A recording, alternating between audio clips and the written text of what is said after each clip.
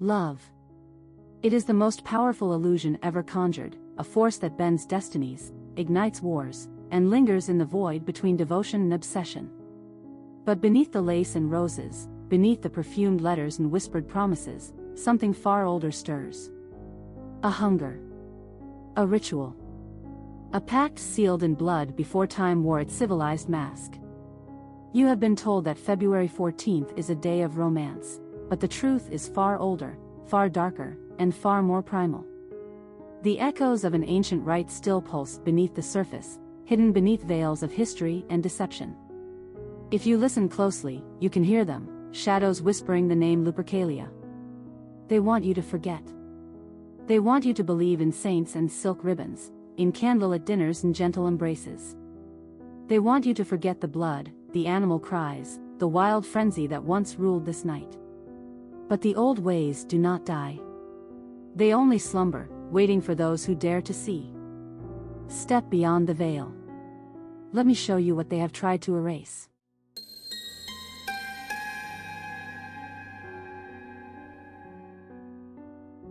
It begins in the depths of Rome, in a time before the rise of crosses and crowns.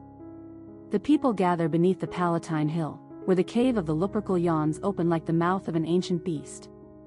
It is here, legend tells us, that the twin founders of Rome, Romulus and Remus, were nursed by the she-wolf, their fate entwined with the primal forces of nature. The priests, the Luperci, approach.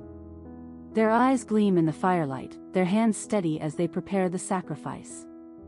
The beasts, goats for virility, dogs for loyalty, are led forward. Their throats are cut, their blood spilling onto the sacred ground. The scent of iron thickens the air.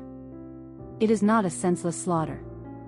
It is an offering, an invocation, a plea to forces older than Rome itself. And then, the transformation begins. The Luperci anoint themselves with the blood, pressing their stained fingers to their foreheads.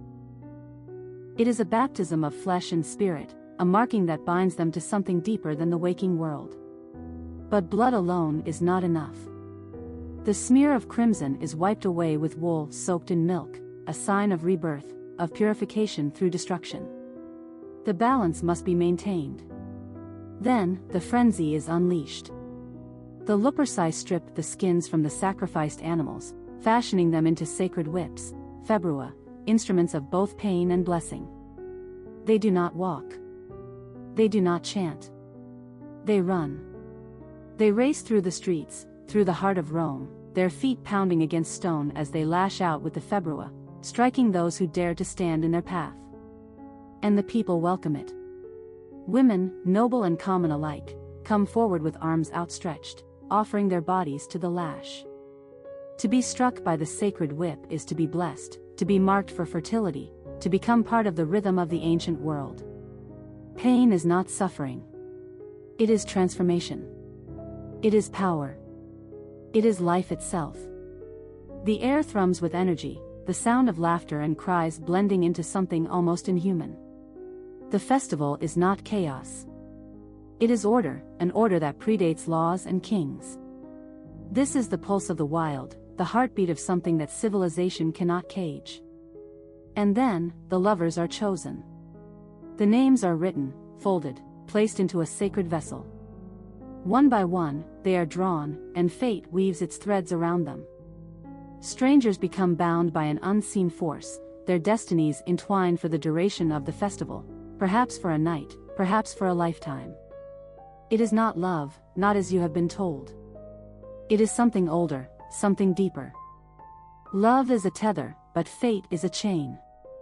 This is Lupercalia. The festival of blood and passion. The ritual of flesh and fate. And then, the world changes. The rise of a new order casts a shadow over the old ways. A single god replaces the pantheon, and what was once sacred is now heresy. The wild rites of Lupercalia are too powerful to be allowed to persist. But such forces cannot simply be erased. They must be replaced, rewritten, repurposed. And so they craft a new legend. A man named Valentine. A priest, or perhaps a healer, or perhaps nothing more than a name conjured from necessity. One story tells of a man who defied an emperor's decree, marrying lovers in secret, sealing their fates in the name of a forbidden faith. Another tale speaks of a prisoner, sending his final message to the daughter of his jailer, signing it from your Valentine. But history is a graveyard of truth, and what remains are echoes distorted by time. There was not one Valentine, but many. And there was not one story, but 1,000, stitched together to bury the old ways beneath layers of holy martyrdom. The new world demands a sacrifice, and Lupercalia is given to the flames. But the ritual does not die. It shifts. It changes. It puts on a new mask. The frenzy of the streets becomes the quiet exchange of letters. The bloodied lash becomes the brush of a lover's hand. The sacred lottery of fate becomes a simple exchange of gifts, of names scribbled in ink instead of drawn from a vessel. The sacrifice is forgotten, but the color red remains, the shade of roses, of passion, of something just beyond memory.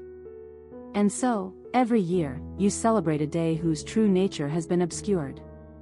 You write love letters without knowing they were once messages of fate. You exchange gifts without knowing they were once offerings to something far older.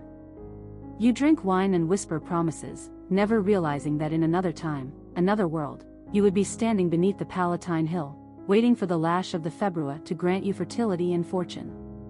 The old ways do not die. They slumber beneath the surface, hidden beneath lace and poetry, waiting for those who dare to remember. Do you feel it? That strange, restless energy that hums beneath the fabric of the world on this night? It is not just a day for lovers. It is a night of veiled power, of echoes that refuse to fade. Perhaps, in the dim corners of the world, the spirit of Lupercalia still lingers. Perhaps, somewhere, the wild rites are still performed in secret, hidden from the eyes of the new order. Perhaps, when the veil is thin, when the stars align as they once did, the forgotten festival calls once more. So when you hold your lover close, when you write your carefully crafted words of affection, when you give and receive your tokens of devotion, ask yourself, are you truly celebrating love? Or are you unknowingly honoring something deeper, something far older, something that the world tried to bury, but could never truly destroy? Love is not only softness and warmth. It is fire and blood, longing and sacrifice, hunger and fate. And if you listen closely, you might just hear the echoes of Lupercalia calling once more. Until next time. Keep searching and never close your senses to the unseen.